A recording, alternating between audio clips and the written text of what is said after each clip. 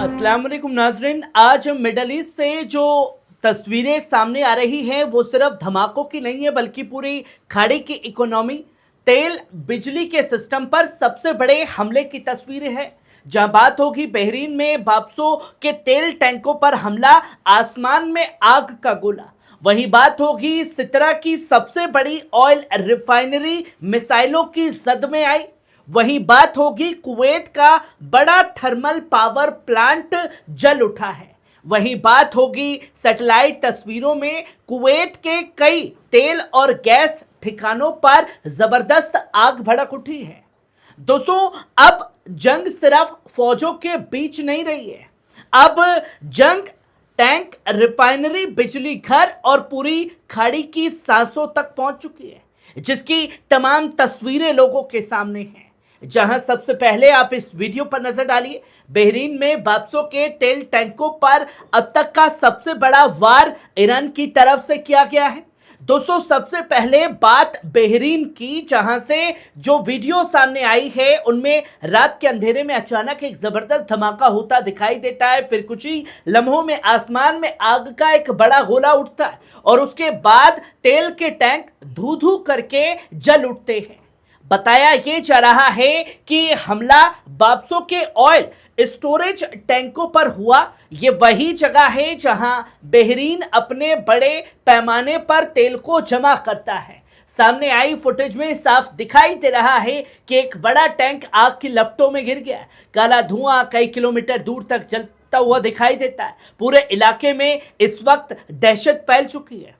दोस्तों, वहां मौजूद लोग घरों से बाहर निकल आए। कई लोग दूर खड़े होकर आग का वो मंजर देखते रहे, क्योंकि ऐसा लग रहा था जैसे पूरी जमीन जल रही हो।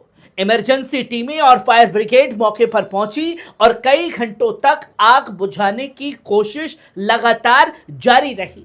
लेकिन दोस्तों, असली सवाल सिर्फ ये नहीं कि एक टैंक में आग लगी।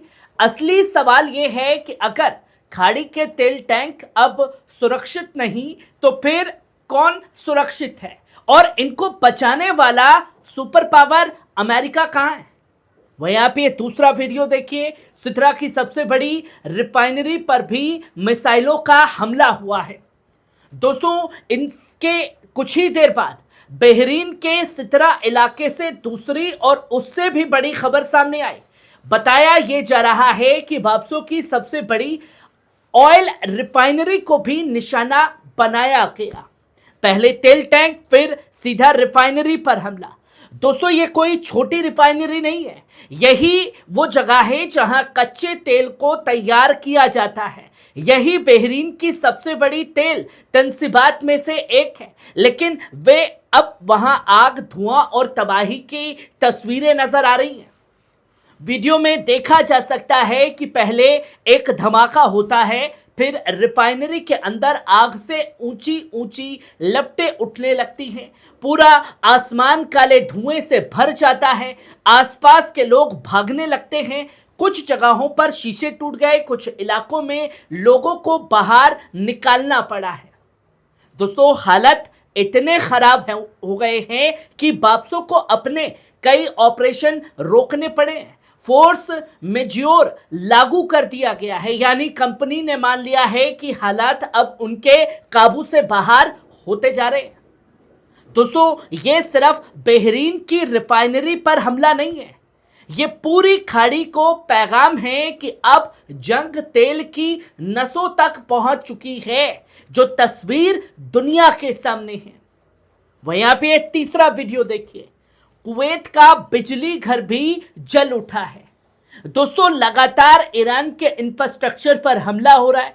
इन्हें बढ़ावा देने वाले कोई और नहीं बल्कि खाड़ी मुल्क कुवैत की तरफ से। वहां भी एक बेहद खौफनाक वीडियो सामने आया। कुवैत का एक बड़ा थर्मल पावर प्लांट निशाना बना और उसके बाद पूरा इलाका आग और धुएं से भर गया है। बिजली सप्लाई जो है वो पूरी तरीके से ठप हो चुकी है। वीडियो में साफ दिखाई दे रहा है कि बिजली घर के अंदर से आग की ऊंची लपटें उठ रही हैं। कई यूनिटें बंद हो चुकी है। धुएं का गुब्बार इतनी दूर तक गया कि पूरा आसमान सिर्फ और सिर्फ काला दिखाई दे रहा है। दोस्तों, ये कोई मामूली बिजली घर नहीं है, यही वो जगह है जो कुवैत के बड़े हिस्से को बिजली देती है। अगर यहां बड़ा नुकसान हुआ तो कुवैत के कई इलाकों में बिजली का संकट भी पैदा हो सकता है और कई जगहों पर हुआ भी है। दोस्तों जरा सोचिए, अगर तेल के बाद अब बिजली घर भी निशाने पर आ गए तो आने वाले दिनों में पूरी खाड़ी अंधेरे और अफरा तफरी में जा सकती है। जो चीजें लोगों के सामने है वही अब आप ये चौथी खबर देखिए। सैटेलाइट तस्वीरों ने खोली पूरी तबाही की तस्वीरें। दोस्तों जैसे ही ईरान की तरफ से हमला होता है तो खाड़ी देश भी इजराइल और अमेरिका के प्रोपेगेंडे के तहत ये बताते हैं कि साहब देखिए कि इतनी मिसाइलें आई, हमने इतनी इंटरसेप्ट कर ली। पर अब ये तस्वीरों को जरा आप गौर से देखिए, ये कुवैत की बर्बादी की तस्वीरों को बयां कर रहे हैं। जहां ये पहली तस्वीर साबिया थर्मल पावर प्लांट की है, वहां कई जगहों पर तेज गर्मी और आग साफ तौर पर दिखाई दे रही है।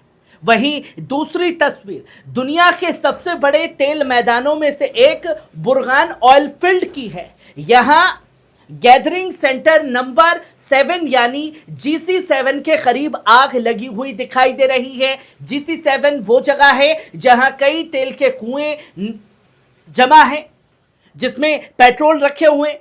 और दोस्तों सिर्फ GC7 ही नहीं बल्कि GC25 के पास भी आग लगी हुई है, यानी बुरगाना ऑयल फील्ड के अंदर कई जगहों पर एक साथ आग भड़कती हुई दिखाई दे रही है।